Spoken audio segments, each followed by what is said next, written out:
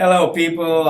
We're gonna put on a skit today of 12 Angry Men. It's from a book by Reginald Rose, and we enjoyed it. I hope you enjoyed the skit that we put on for you. All right, Act 1. The jury of a New York court of law, 1957. A very hot summer afternoon. In a large, drab, bare room in need of painting, with 3 windows in the back wall through which can be seen the New York skyline. Off the jury room is a washroom with a wash basin, soap, and towels visible on stage, and a lavatory beyond. A large scarred table is centered with 12 chairs around it. A bench stands against the wall, and there are several extra chairs and a small table in the room, plus a water cooler, with the paper cups in a wastebasket, an electronic fan over the bench, and a clock above the cooler, and a row of hooks for coats, with a shelf over it. There are pencils, pads, and ashtrays on the table. At night, the room is lit by fluorescent lighting with the switch next to the door. When the curtain rises, the room is empty. The voice of the judge is heard. Judge's voice. And that concludes the court's explanation of the legal aspects of this case. And now, gentlemen of the jury, I come to my final instruction to you.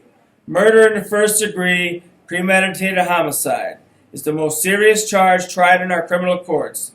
You've listened to the testimony, and you had the law read to you and interpreted as it applies to this case. It now becomes your duty to try and separate the facts from the fancy. One man is dead, and the life of another is at stake. I urge you to deliberate honestly and thoughtfully. If there is a reasonable doubt, then you must bring me a verdict of not guilty. However, if there is no reasonable doubt, then you must in good conscience find the accused guilty.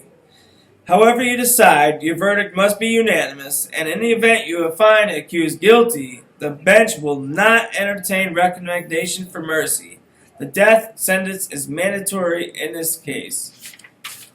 Well, that was a lot. I hope you guys enjoy this. Thank you.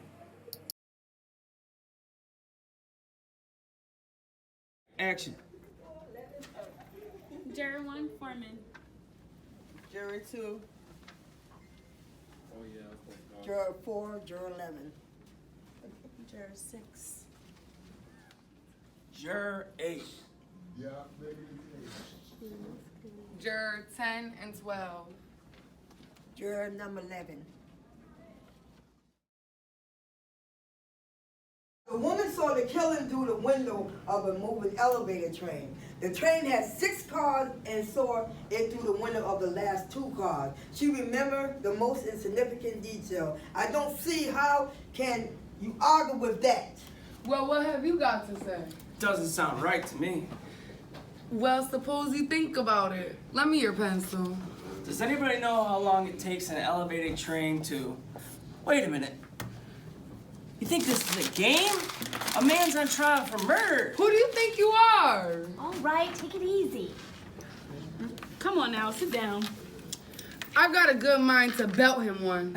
Now, please, I don't want any fighting in here. Do you see him? The nerve, the absolute nerve.